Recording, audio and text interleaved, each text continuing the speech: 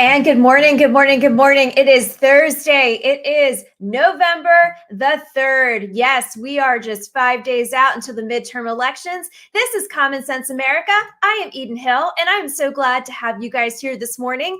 It is a Thursday morning here. It's a little rainy, and it's actually cooler than it was the past couple days. And we have the windows open, and we are cleaning out the house, and we're getting ready for Christmas here. It is all about Christmas here. God bless my husband. I tell you what, he's a saint for putting up with me, right?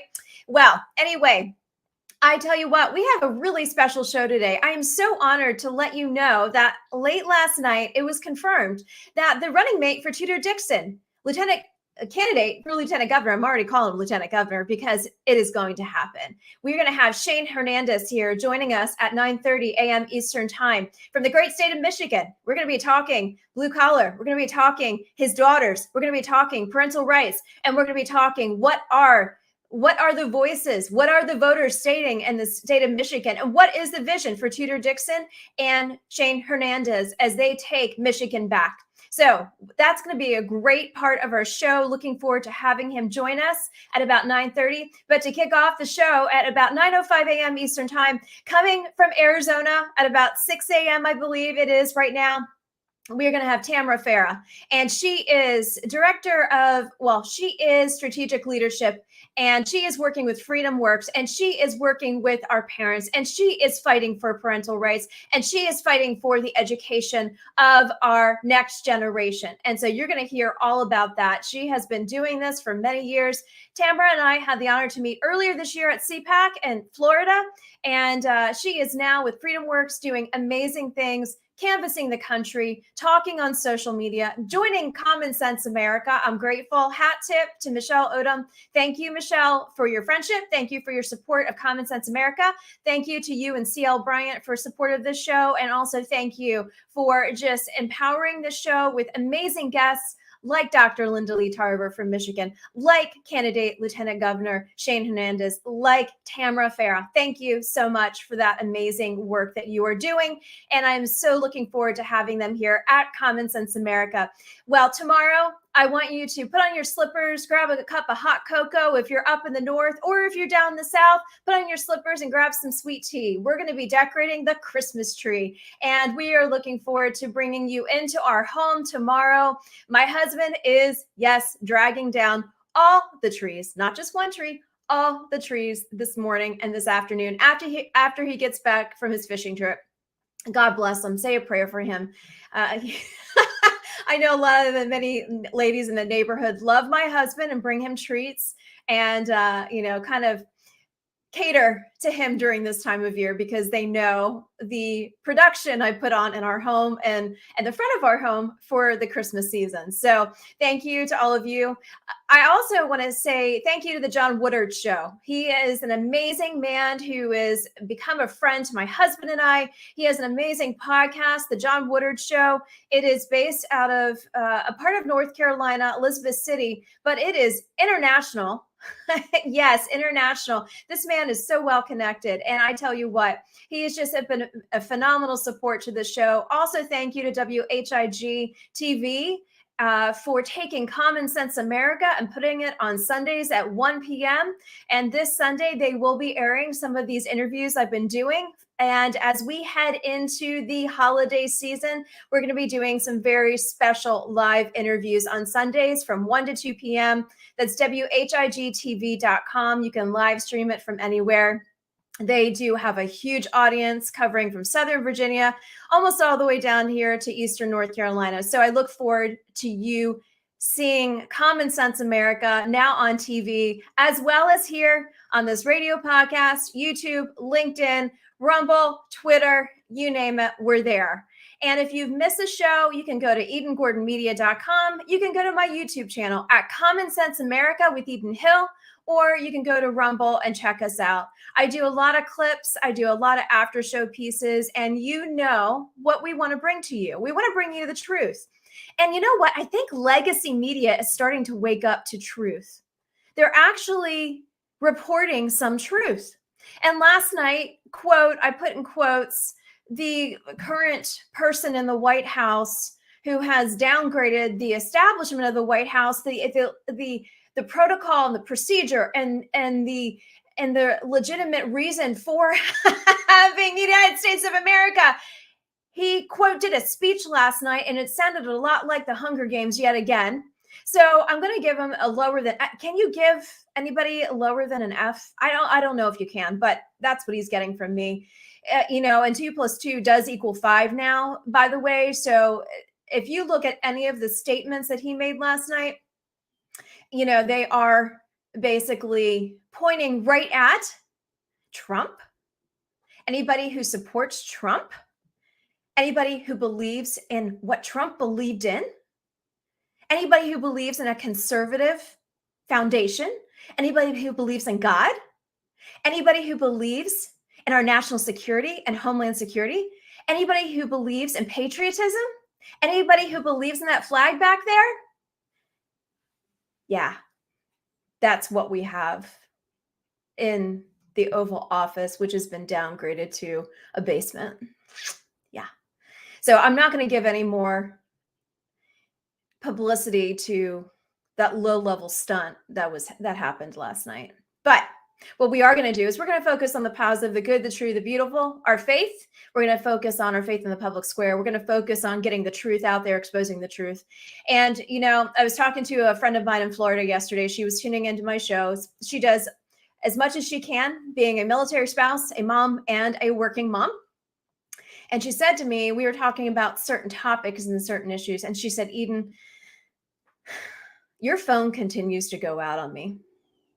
And it wasn't AT&T screwing with my service like they did to Maryland, New Jersey, Pennsylvania, Delaware earlier this week. It was the fact that my phone is tapped. And no, I'm not a conspiracy theorist. I know I'm being watched. I know people are paying attention to what I'm saying because I'm talking truth. Truth. Yeah. Not a legacy media person. I do work with legacy media, and I do respect a lot of the journalists I work with, but I don't agree with their bureaus are putting out. But I know people are listening and watching. And we talked about something very specific yesterday. And I'll tell you what, she lost me for a good 10 seconds. So for all of you who are watching out there, thank you for your support. And for those who are watching just to see what I'll say, I'm not stupid. I wasn't born yesterday. I know you guys are watching us. And you know who I'm talking about. So anyway, on that note, we are waiting for Tamra Farah to join us. And Lord willing, she'll be coming back over. I know she's on Arizona time. So what I'm going to do is I'm going to take a quick break and just tap her on the shoulder, make sure she's good to go, make sure she's not having trouble getting into the show. And we'll be right back. Enjoy the fun music. And oh, by the way, we're going to be getting a lot more fun music, and I can't wait for you guys to hear it. We'll be right back.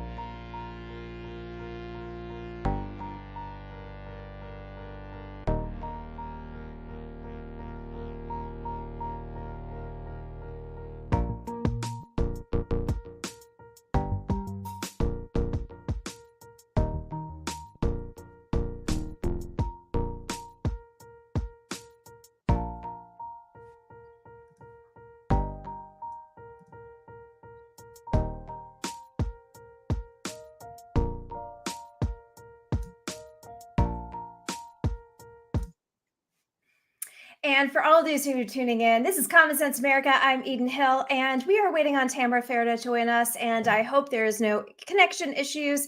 And if she is unable to join, we will definitely reschedule her. She's with Freedworks, and she is just, I tell you what, she's a powerhouse in what she's doing for our parental rights, what she's doing to fight for the education of our children and our next generation.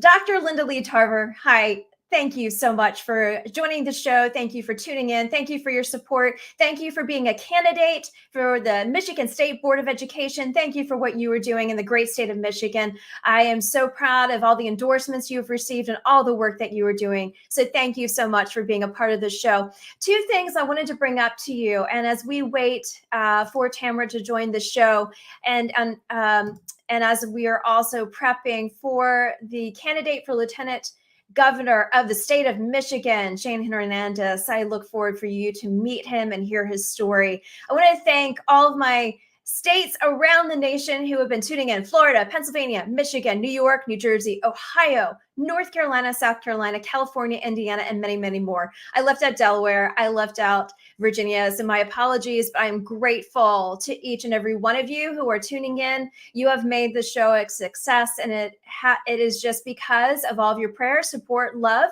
and all of you saying to me, and Tennessee, I need to put in Tennessee there as well. And I had so many friends, call me after my election in the primary and say, hey, you need to do your show and it's time. Okay. All right, I'll do it. But with prayer and, support from my campaign manager, from my husband and my family, we are here. And it's interesting to see what God has in store. And I'm really excited. And I can't wait for you guys to tune into WHIG TV as we kick off Sundays starting this Sunday, November the 6th, 2 days before midterms. We will be doing shows going forward, and most of them will be live. This Sundays will be pre-recorded. But coming out of Rocky Mount, North Carolina, they're going to be carrying my show, Common Sense America, doing a Sunday special feature from 1 to 2 p.m. Eastern time. So thank you to all of you. As we are waiting for Tamra, and I'm wondering if something happened just because of the Arizona and the time difference. On that, I wanted to bring up a couple other things. We are focusing on Veteran Tribute Week all next week. Yes, it's midterms. Yes, it's going to be election night. Yes, it's going to be post-elections and post-election coverage. But one thing I'm noticing is that we are forgetting our veterans. And I'm not including myself in that because I talk about them day in and day out. But I was given word about a month ago that it looked like one of the local Veterans Day parades was going to be canceled yet again. 3 times now. 3 times. In the past 3 years, you can blame it on COVID for the first if you want, but it's been 3 now, not just 1, that they have canceled the Morehead City Veterans Day Parade. And I was given another heads up about it this morning that they are canceling it. And you know why? The reasoning is there's not enough volunteers to put on the parade. That may be the main reason, but I can't help but wonder if there's something else. So they're doing a little celebration for them versus doing a parade. You know what? America needs a parade. Everybody needs a parade. And our veterans need to be remembered and honored and thanked. I know a lot of veterans that say, no, we don't want to hear thank you for your service. But deep down, if it's something that you need to say to a veteran, say it. Because you know what? Our Vietnam veterans are, there is some Korean War veterans left. I don't know about many World War II veterans. I know there's a couple. And then you have our Afghanistan and Iraq veterans and our Desert Storm veterans, and they all need to be recognized and thanked. And so in the fact that this is happening, I want to read you a note that took place just this morning when I was reading it. Stand by and I'll pull it up. Okay, so here we go. Morehead City canceled their Veterans Day Parade for the 3rd year in a row. This person that posted it said, I've been bombarded with calls, texts, messages, and comments at board meetings from veterans who are understandably perturbed the city is once again failing to put on the largest Veterans Day parade in eastern North Carolina, which is where my husband and I live right now. The simple fact of the matter is we don't need a Moorhead City Parade. This is what this person wrote this morning anymore. As of yesterday morning, the event that they are putting on, we surpass last year's registration numbers by 200 plus veterans and loved ones hiking 22 miles across 5 jurisdictions. And she went on to say, we are the parade. So if Moorhead doesn't have the capacity to handle it, who cares? We'll do it better, like we always have. Line the streets next Friday. Our longest stretch is along Martin Luther King, so bring a chair and bring a beer. Semper Fi, Veterans Day, March for the 22. So what she is referring to is this person that posted this. She is Marine Corps veteran, and she's a commander of a American Legion post here in this area. And she posted they are doing a march for the 22. So, I love the fact that she came up with this, or she's been working towards this, and they got so many more people involved. And she's right in many ways. It is embarrassing though that our area can't get things together to honor our veterans. And you know what? Our area has more than 9,000 veterans. The number may have gone up. We have a lot of transplants to this area. And I'm saddened that this area couldn't get it together to honor our veterans. I have a lot of words I could say, but this is a family show. And I probably shouldn't even say them offline either, but that's pretty pathetic. Somebody posted this morning, and he is a veteran. And I met him when he was doing security years ago for one of the CPACs. He posted this morning. This goes along the lines of where I'm going with this. Clocks go back on November 6th. I hope mine goes back to when people had morals, values, loyalty, appreciation, and respect. Think about that for a second. Perhaps that's why we don't have anybody volunteering or putting on the Veterans Day Parade in Eastern North Carolina. People don't care anymore. They don't want to anymore. Have we lost faith in humanity? Have we lost faith in each other? Are we just so burned out by what's going on in our world around us? Have we become cynical? I know yesterday in my conversation with my friend in Florida, I was openly admitting to the fact that I was very cynical and I needed to shift my thinking. And then I talked to a group that is all about moms, all about supporting moms. And it reminded me that even though there's this undercurrent of lack of morality and this undercurrent of what's going to happen next, God is our anchor. And we need to be supported in that. And it flipped that switch for me. And I was grateful that I was reminded of that He is our anchor. He is our hope. He is our strength. And I'm not just saying it. We need to have that trust that his mercies do endure forever. And I know for many of you out there, I'm singing to the choir, but perhaps you need the reminder just like I did yesterday. So we no longer have that cynical viewpoint, and we actually live the life that God has called us to. And he's lifting us up for a greater purpose with our voices, with our futures, no matter if we are 80, like Dr. Stanley talks about out of Atlanta, Georgia. No matter how old we are, we still have a purpose, whether it is calling someone that we need to check in on, whether it is writing a thank you note, whether it's saying thank you, whether it is taking a kid to get school supplies, whether it is mentoring kids who may not have a dad or a mom. But we all have an opportunity to lift one another up. And I always talk about that at the end of every show. And what if we actually came together to serve our veterans this Veterans Day, which is next Friday, a week from tomorrow, November the 11th. And I'm going to list to you all the amazing Americans we are going to be having next week. We are going to be having Dr. Jennifer London. She is the co-author of Ever Vigilant. Her husband United States Naval Academy, class of 59. He wrote an amazing book, Ever Vigilant, about leadership, character, quality, what it is to lead, what it is to be patriotic. She's going to be speaking about her late husband and his service, and also his amazing service while he was leading a Fortune 500 company and the DC Beltway for many, many years. We're also going to be talking in that joint interview with Everett Alvarez. I love his name. My brother's name's Everett. I just love that name. And he was friends with her husband, and he was the longest POW in Vietnam. So we're going to be talking with him. Later in the week, we will be talking to the Blue Angels Legacy Foundation and all the amazing work that they are doing for our veterans, the invisible wounds and the visible wounds. It was started by retired Blue Angels, and it is called the Blue Angel Legacy Foundation. They will be joining us. Also, for you local yokels, we are going to be bringing to the show the Carolina Museum of the Marine again, but in a different light.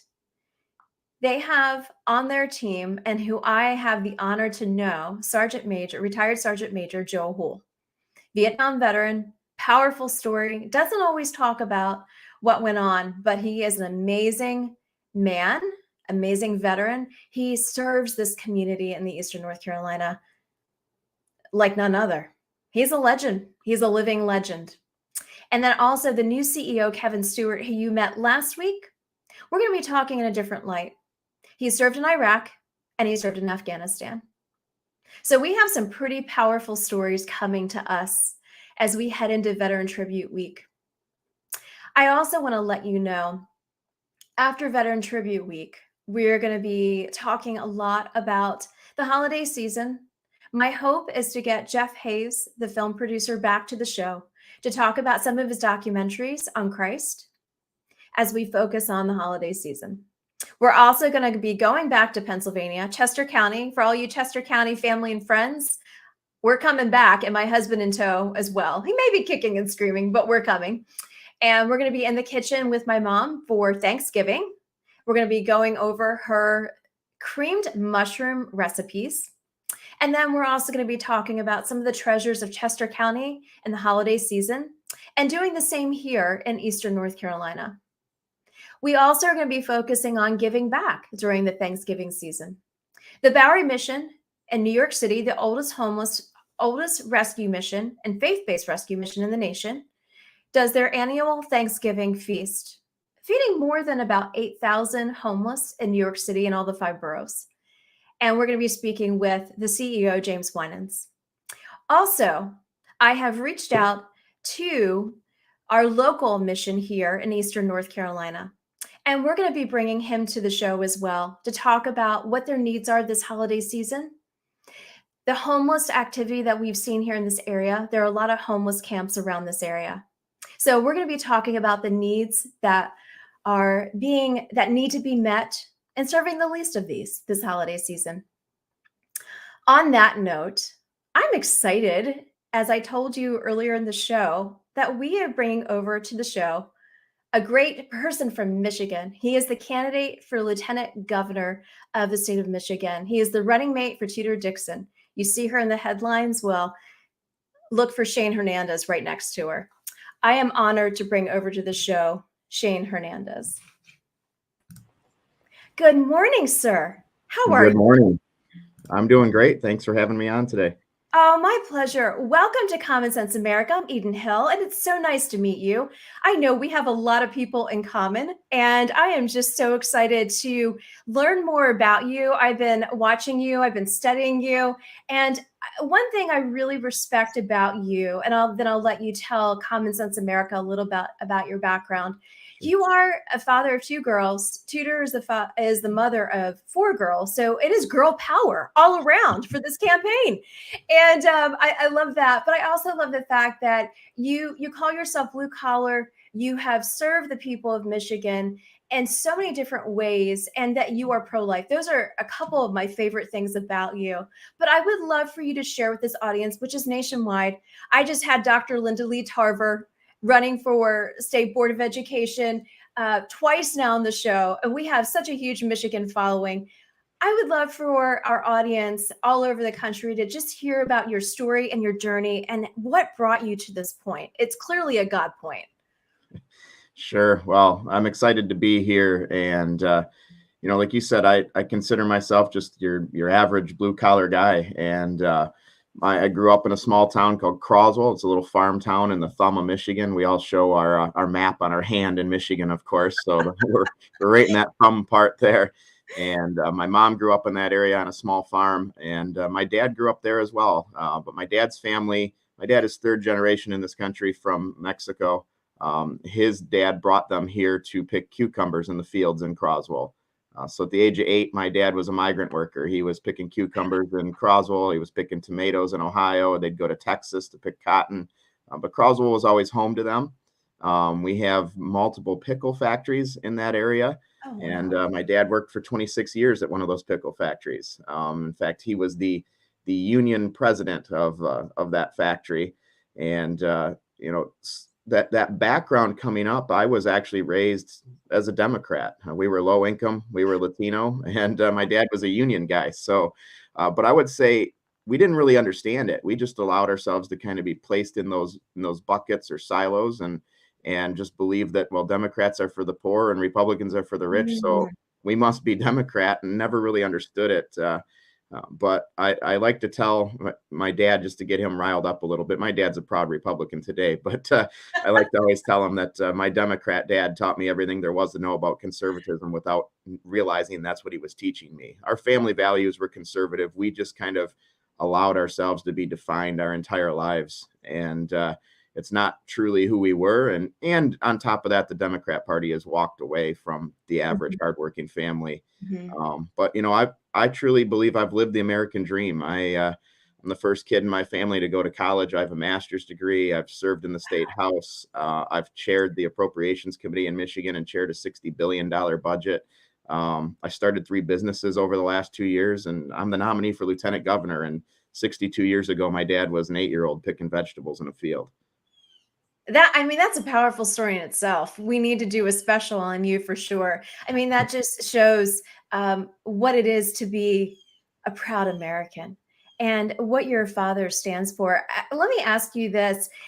How was it that you transitioned from that Democrat Party to the Republicans? When did that happen for you and your father and your family? I have one brother. He's 5 years older than me. He was probably 18 or 19 when he started telling me he was a Republican. At some point, I'm going to have to ask my brother, like, what happened to you? I'm not sure what that was, but I wanted to be like my older brother. And then I saw how mad it made my dad, which made it even more fun to tell him I was Republican. But I didn't really understand it until college. When I went off to college and I started telling people on a college campus and professors at a university setting I'm Republican, I realized, like, wow, like, they can really get mad about this and they can really push back on you. And I need to understand this. And I didn't really dig into, George Bush was in office at the time. I didn't look at what he was doing. I didn't look at what Republicans in Michigan were doing. I looked at what are the core values of being a conservative. And 2 things I would point to. One, my mom was the one who made sure that faith was the center of our lives. Yes. I didn't see how that aligned with the Democrat Party at that time. And when you think about my dad's family and their story and what they came here for, it's all conservative values. It's family values. It's wanting to work and have a better opportunity for the next generation. My dad doesn't look at being in that field as an 8-year-old as being a victim. He'd tell you, I didn't want that for my kids, but I also want my kids to know I learned a lot of values in that field. Learned about hard work, learned you get knocked down and sometimes you just got to pick yourself back up and work harder the next time. And I started looking at that and realized, like, wow, all these values that I've been taught my entire life align with the Republican Party and their conservative values. And on top of that, the Democrat Party has just continued to walk further and further away. It took my brother and I probably 5 to 10 years to get my dad there. Oh, wow. It did take a while. Yeah, he probably voted Republican before he would tell you. But the reality was Republican was a bad word in his mind. Like, he couldn't even say the word. That's how deep it was for him. And he could admit to you that yeah, maybe they do align better with my beliefs, but they're bad people. Mhm, Now, mhm, eventually, he got past that. My dad's been Republican probably for, I don't know, 20 to 18 years now, mhm, somewhere around there. mhm. He's a Republican delegate in Michigan, and, Was and I he joke that really? he works harder on my campaign than I do. He's out there every day. I bet he is so proud to see what you have become and what you have done for the state of Michigan. I mean, wow, from, talk about the impact of America and the power Yeah. of America and his story and leading into your story now, which is amazing. I wanted to ask you, the faith, the family values, no victimization. And I don't know if you watched any of Biden's speech last night at all and any of the sound bites. And I didn't watch the speech. I read the sound bites on the Daily Signals site this morning. And I gave him, is there any grade lower than an F? I I don't know. mean, seriously.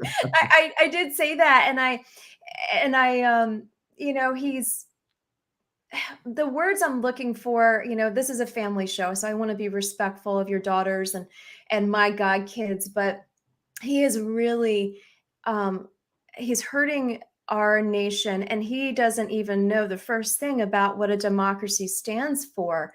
And as you may have seen some of the sound bites, and he blames Trump and blames Trump and blames Trump, and Trump was my boss and I was an appointee for Trump. And I'm tired of that lazy blaming aspect to what he's trying to do. Tell me what your thoughts are when it comes to your vision, you and Tudor's vision for the state of Michigan, removing that constant negativity and Right. leading at the front of what this nation really stands for. Sure, and I didn't see his speech last night because I was doing an event while his speech was going on. But I find it interesting. His speeches about division or being a divided country are some of the most divisive speeches I've ever heard. And Yes, yes, one of our mutual friends, Reverend C.L. Bryant, I remember him yes. telling me 10 years ago, the enemy of vision is division, and that's Mhm, exactly what the Democrat Party is trying to do: is keep us divided so that we can't have that vision forward. mhm, I was reading an article this morning in Michigan about Stephen Colbert claiming that this gentleman that Tudor Dixon and I have met in Dearborn that is fed up and changing from Democrat to Republican is a made up story, and it's mhm, not real. And it's like they just want to keep us divided. These are people who want the same future for their kids that we want. And we have completely different backgrounds. He's a Muslim and I'm a Christian. But the reality is I want my kids to go to school and learn to read, write, and add. I don't want them to learn yes, about gender and sex and all of these other things. And we're failing reading tests at a 60% rate in yes, Michigan. And you yes. think that you need to ask these kids their pronouns and their gender? Maybe you need to No, teach them to read and write. And these people share that same path for us. And it's funny because the questions you get on that are trying to divide too. And you'll get a question, well, what about the little boy in second grade who has two moms at home? And it's like, well, I want him to learn to read and write and add too. exactly, I don't exactly, understand the difference. I don't get it. I want the exactly. same thing for them. I want the same future for them. I want the same opportunities for them. And it all starts with an education. And our education system in Michigan is failing. Mhm. So that's where it begins, and then it moves to safe cities. Yes. Crime is through the roof in Michigan. Our murder rates are up 30%. Our carjacking rates in Michigan, I had to double check this because this can't be right, but it is on the state police website of Gretchen Whitmer's administration. Carjackings are up 750% in Michigan under Gretchen Whitmer. 750 up? 750%. Oh my Um, word. but this is what you get when the executive of your state marches with people saying defund the police, when she says she Yep. supports the spirit of defund the police, and then she goes in a debate and tries to say that she never said that to the people of Michigan. Well, we're sorry, but it's on tape. Mhm. You did Yeah, say yeah. that. You have done nothing for our first responders.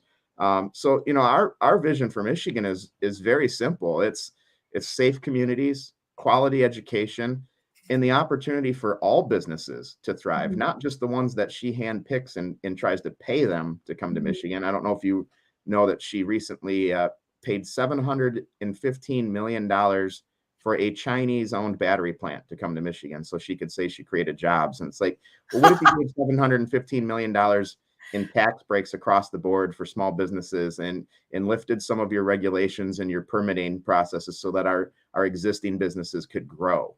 But no, And she yet, likes to handpick them. and yet another China Yeah. aspect. I mean, we are here in the great state of North Carolina, not so great right now, but it's still a great state because we have an empty suit as governor. So it sounds very similar to, another replication of what your governor's doing. And, I'm hearing China more and more in our backyard as well. So are we basically handing our country, our homeland to China? Are we already in their hands? I mean, I don't want to be so outlandish and think that, but it really looks like that. Well, it's scary. I think COVID brought more attention to our supply chain than ever before, and that our country can be brought to a screeching halt, particularly in Michigan, where we have an auto industry that Yes. that relies on parts. And it's scary that probably a little bit over a year ago, Ford decided to move their battery plant to, I believe, Tennessee. And this governor, I think her comment was, well, I didn't realize that they were thinking about moving. And now we're paying a Chinese company who actually, I believe the CEO of the board is a member of the Chinese Communist Party, to bring their battery plant to Michigan. It's like, wait a second, Ford was founded in Michigan. We did nothing for them. Right. They're gone with their battery plant, and now we're paying a Chinese company to bring their battery plant here to the state that built and created the automobile. It's sad to see. And then she's at the International Auto Show in Detroit, the biggest auto show in the world, holding hands with Joe Biden as they I walk saw that. hand in hand to destroy our auto industry. Yeah, I saw that. I think he thought it was Jill for a second or something. He was so off. He didn't know who he was talking to or whose hand he was holding. That goes with his his demeanor half the time anyway. I don't think he knows who he is and where he is half the time. Let me ask you this. As you have been canvassing your state, I love having been on the campaign trail for so many different members of Congress and presidential. One thing I loved was being in Iowa and South Dakota and Minnesota, just talking to the people. And then when I ran for state house, it was door knocking, talking to the people. Sure. What are the people telling you? What are the voices of the people of Michigan telling you? What are some of the stories that have really just impacted you? Right. I mean, this has been a grassroots campaign. I mean, Gretchen Whitmer is outspending us like crazy, and it's got to be driving her nuts because she spent $25 million that did nothing but help us close the gap and get us name recognition. So we're going anywhere and everywhere. We're talking to people. And I like to tell these groups when we talk to them, we didn't do some crazy poll to figure out what to talk about and what to run on. Tudor Dixon and I are average people who have kids and a family at home. And we're running on the issues that we're talking about at our kitchen table in the evening because it's the same issues they're talking about. And that's been proven to be true as we've gone around the state. You can go to Dearborn, you can go to the Upper Peninsula where it's very rural in that area. It's the exact same issues.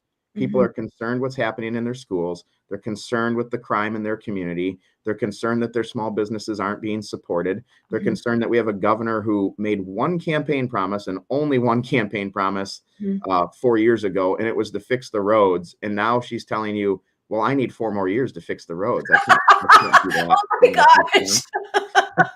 I'm sorry, that's a hoot because I grew up in Pennsylvania and those roads are just as bad. What is it with the Democrat governors saying that they just use that as let's fix the roads and you need 4 more years? That's pathetic. Right. That's just pathetic.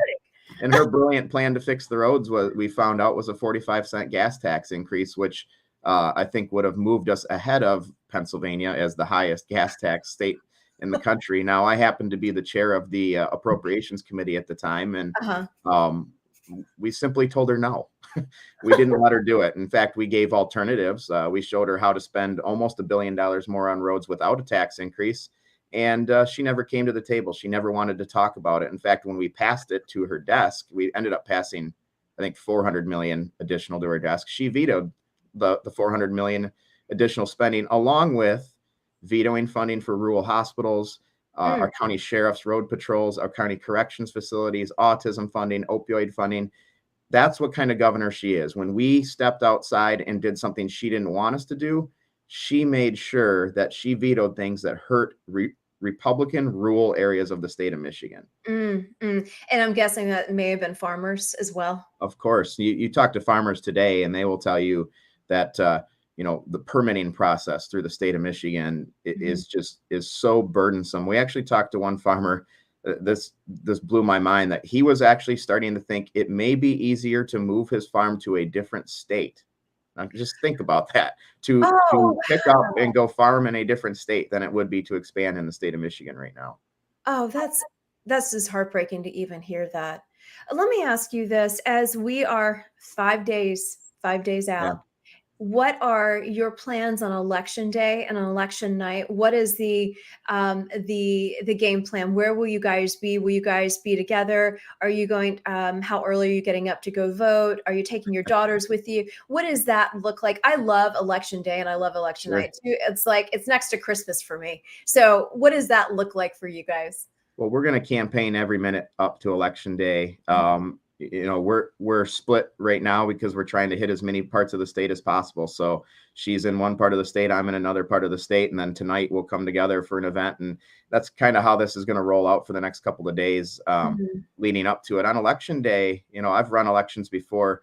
Election day is kind of that time where let's get the family together. Yes. Let's spend some time with my wife and kids, and we'll be in Grand Rapids, I believe, on the west side of the state. And I'm just going to have some family time. And even with that, like we'll still be having conversations with people wherever we go to lock up those last few votes. I'll get up at 7 a.m. I'll vote in person and go on with my day. But I think we'll be able to approach that day knowing we did everything we possibly could. We put all the work in. It's time to enjoy some time with the family and reflect on what we've done. And I fully expect election night we'll be having a celebration. Yes. Well, I've already been calling you the Lieutenant Governor. I mean, I keep tripping up, and I think that's a God thing. I don't think that's anything other than that's a God thing. What are the numbers right now? You see ranges that I've seen polls that say we're down 2 or 3, but there are also polls out that just came out in the last 2 days that say we are tied or up 0.5%. Okay. It's interesting. There were media polls 4 or 5 weeks ago in Michigan saying we were losing by 15%. Now those are media polls, and we all know what the media does. But I think leading up to these last 5 or 6 weeks, this was a 5 to 6 point race. And the reality is people aren't buying what Gretchen Whitmer's selling, which I'm not even sure what she's selling. It's not very obvious. They recognize that our message is the message that they're talking about at their kitchen tables. And if you watch the 2 debates in Michigan, you saw that Gretchen Whitmer was almost angry and put off that somebody would even question her, and that Tudor Dixon has a clear vision for the state of Michigan, and she easily won those debates, and the momentum has completely shifted in Michigan. And I think we are a race that is tied, if not us creeping into the lead. I love seeing that Tulsi was out there supporting you guys, and it's been neat to see so many comments around you guys to lift you up during this time period, because it really is. We are at the final race aspect of it. Do you foresee? Is there anybody else that's coming out to you guys in these last final days? I think we're working with a few people over the next few days, but we'll roll those out when they happen. Sure. But this race really is going to come down to turnout, and it's pretty obvious which side has the momentum right now on turnout. And I'm confident our side's going to show up on election day and come out in overwhelming numbers, because the people of Michigan remember what Gretchen Whitmer did to them. She pushed their kids out of school. She closed their businesses. People watched their loved ones die through a window at a nursing home in Michigan. There were some terrible things done. And then we sit here today and you can't afford your gas, you can't afford your groceries, and you can't afford to heat your home. And it's because of her and Joe Biden. Right. No, I completely agree. I also wanted to highlight to the audience that Trump did endorse you, which I absolutely love. He was an amazing commander-in-chief to serve and to be at the pleasure of the president. So I'm so glad to see that. I also want to highlight you were a former Michigan Republican representative running alongside Tudor. And I love the fact that she called you. She has brought you alongside of her. I absolutely love seeing the fact that she's not a career politician. Right. And that speaks volumes to this nation. And my final question to you, and I know you got to run, you have a 10 o'clock meeting. I love working with campaigns because I know exactly your schedule. Are you concerned at all about election integrity? I think it is a concern. There's not much you can do about it until you get in office and change, put voter ID and common sense election laws into place. Mm-hmm. This governor has vetoed, I believe, over 30 bills the legislature has sent her. But you look at, I would have told you a few years ago that Virginia was gone, that you'd never have a Republican in Virginia again. And here we are with the Republican in Virginia. And you look at what the Youngkin team did. Yes. And they built the biggest group of volunteers anybody's ever seen for election day operations, for poll watching and poll challenging. And in Michigan, that same thing has been done. We've followed that model. We've been recruiting people to be poll challengers and poll watchers for 2 years now. Mm-hmm. I was told a few weeks ago that this time 2 years ago, we had like 400 people signed up to be poll challengers. And right now there's over 3,000 people signed up to do it. Oh, wow. So, we have an army of people ready to go to be there on election day to make sure that this is being done right. And then when we get in there, we can make those common sense changes to election laws and make sure. I mean, 80% of people in the state of Michigan support voter ID. 60% of Democrats support it. And the Democrats continue to just say, oh, it's racist, or it's denying somebody the ability to vote. The people don't believe that. Right. Right. So, we look forward to getting in there and taking a look at that system. But for now, it's about having volunteers and having people and following that Virginia model. Mm-hmm.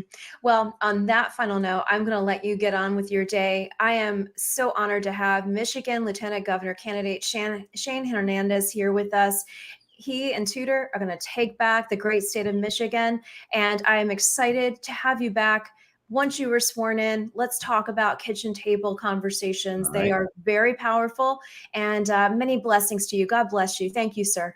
Sounds good. Thank you so much for having me on. Have a great day. All right. Take care. Bye-bye. And for all of those tuning in, I am Eden Gordon-Hill. This is Common Sense America.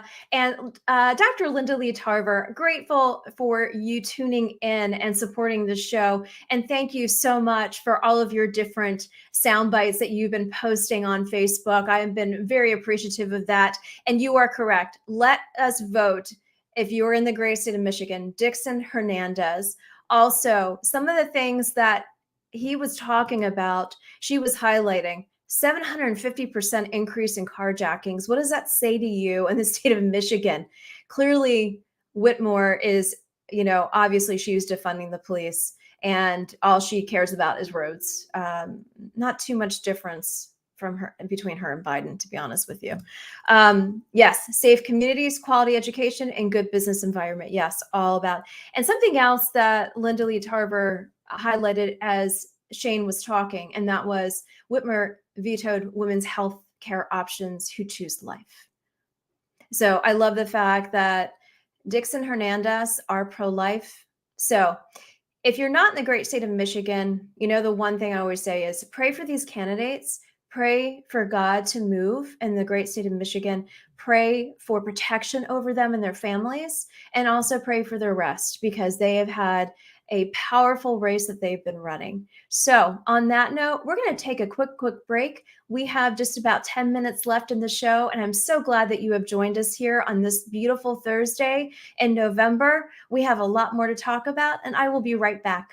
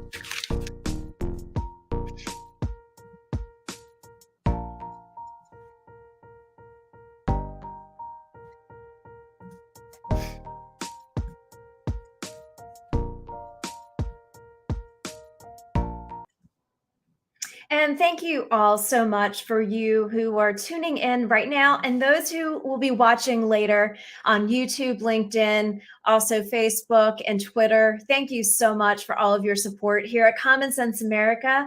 I am Eden Hill, and thank you, Dr. Linda Lee Tarver, and also Jim and Kathy Gordon for your comments with regards to the candidate for Lieutenant Governor of this great state of Michigan, Shane Hernandez. It's such an honor to have amazing candidates who are like him. We need more. Yes, we do. We need more Americans like him. I also just wanted to send a programming note out. Tamra Farah with Freedworks sends her apologies, and she is now able to join us this morning for a few minutes left in the show. Good morning. Good morning, Eden. Thank you so much for your patience. I've never, ever had this happen. It's okay. I am just so glad to see you. It is not a problem whatsoever. I am so glad to have you here. I am posting right now where people can follow you on Twitter, and that you are the Senior Advisor Strategic Partnerships for Freedomworks. But what I love about our conversation and just getting to know you through Michelle and then through also at CPAC earlier this year is your fight for parents, your fight for our education, and what that all stands for. This show, this whole week has been really focused on education. And, I know we wanted to talk about Biden's talking points last night, or lack thereof, so we can highlight that. I highlighted that just a little bit this morning. I wanted to keep the show positive today because that was just pure pathetic. But, and I gave him a failing grade. I don't know if there's any grade lower than F, but that's exactly what that speech was. It kind of reminded me of the Hunger Games.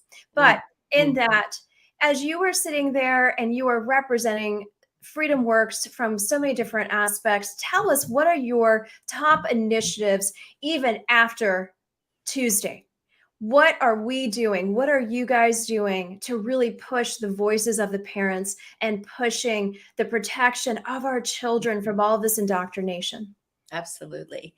I have the great joy of working with Education Reform Director Laura Zork, who was actually brought on to Freedomworks very specifically to set up this initiative focused on education, focused on the woke agenda in schools, with the goal, as you mentioned, of fighting back, ultimately changing that system so that that type of curriculum, sexualizing our children, SOGI, we call it now, Right. sexual orientation, gender ideology, I think is some of the most dangerous. Of course, this all kicked off around CRT and critical race and those theories that really just permeate every element of school, dividing children by color, by the color of their skin, et cetera. So we have a couple different tracks we run on with that, with the overall goal of equipping and mobilizing the largest network of parents in the country.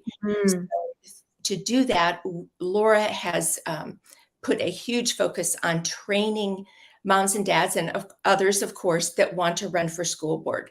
She served on the school board. She started the Anti-Common Core effort in Florida several years ago. It has a great background with understanding how things work at the school board level and how they've been corrupted, frankly, by the education cabal, which is basically the teachers' unions in cahoots with the Department of Education, the federal and state, as well as powerful NGOs that are funding everything, with the likes of George Soros pouring their billions into, for example, the State Superintendent Association, not to mention the National School Boards Association. So parents need to understand that. Yes. It's not as simple as their school board voting out this legislation, these if you will. So it's a bigger fight than that. It's not that it can't be done. So she's trained over 500 school board members just over the last year or so, all around the country. And I should say individuals. Not that many have run, but we have 80 right now running in this election on Tuesday around the country in different states. And those races are staggered, so you may not be able to run until April or next year, what have you.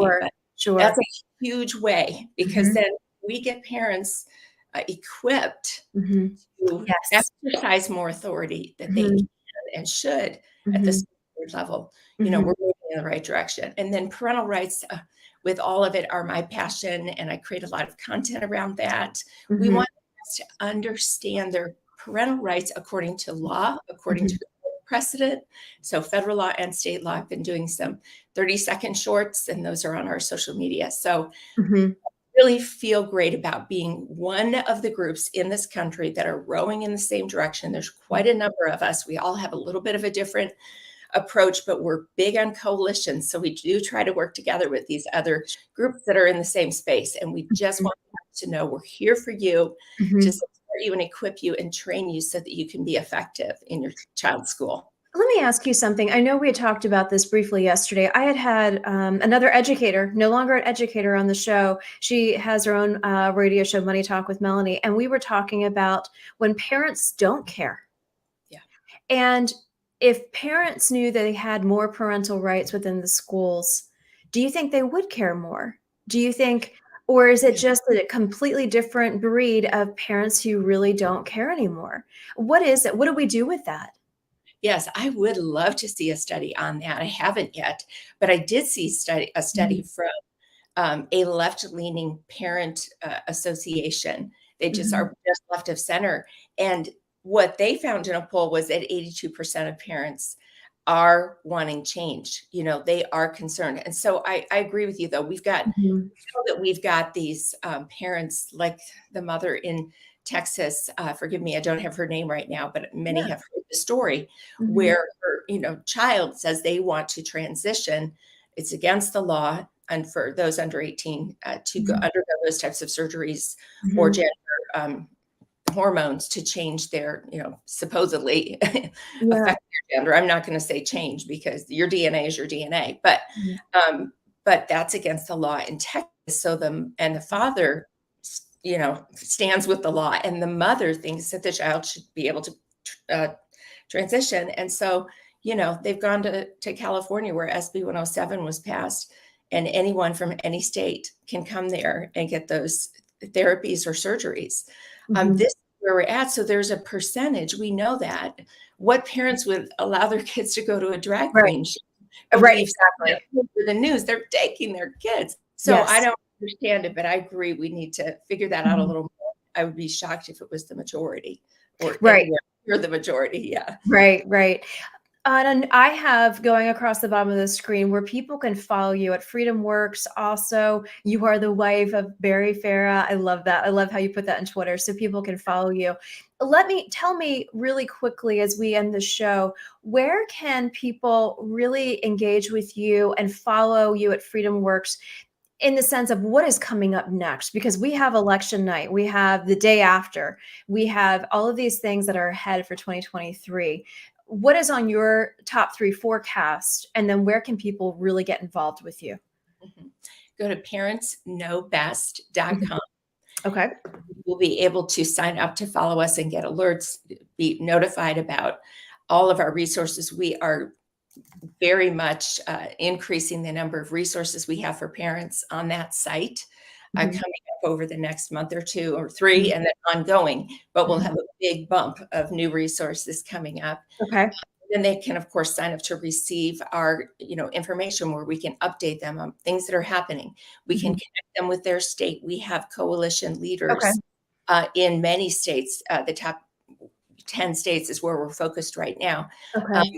And, people can come and get engaged in the events that we're doing. We're going to be doing lobby days in some of the states, hopefully next year, partnering with a variety of coalition members. We have a whole effort with Keisha King, who leads our legislative affairs, and she's focused on Florida, and we're going to expand from there. Oh, fabulous. Really going after passing the, Arizona style education savings accounts. And if you read about those, we've written on them, and I'm actually going to be interviewing and doing someone and doing a webinar on that. We have about 6 webinars rolling out for December on a host of topics to equip parents. So yes, we're working very hard to equip moms and dads. I would say the first and best thing to do is sign up at Parents Know Best. Fabulous.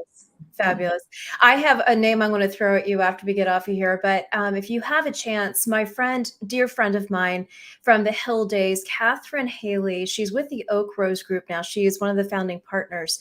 She is working with the governor of Arizona, And she had talked to us on the show about what they were doing in the great state of Arizona. And so I would love to introduce you if you have not met yet, but she is a great resource, a fabulous human, loves Jesus and loves our children. So I would love to make that introduction for you. So thank you for coming over this morning. And you know what? We will have you back because we have a lot more to talk about. And I'm just honored that you took the time this morning. Thank you so much, Tamra. Thank you so much, Eden. Great to be with you. Appreciate all you do for the country. Oh, thank you. God bless you. And I will see you soon. Have a great rest of your day. Thanks. Bye-bye. For all of those who are tuning in, this is Common Sense America. I am Eden Hill, and tomorrow, make sure it is Friday. It is Friday, and we are going to be doing some type of family and home events here at Common Sense America. We're going to be decorating the Christmas tree. So if it's cold up north or it's warm down south, grab either your hot cocoa or your iced tea, your slippers, and get the Christmas music going. We are going to be decorating the Christmas tree. I look forward to seeing you guys tomorrow. God bless you and have a great rest of your day.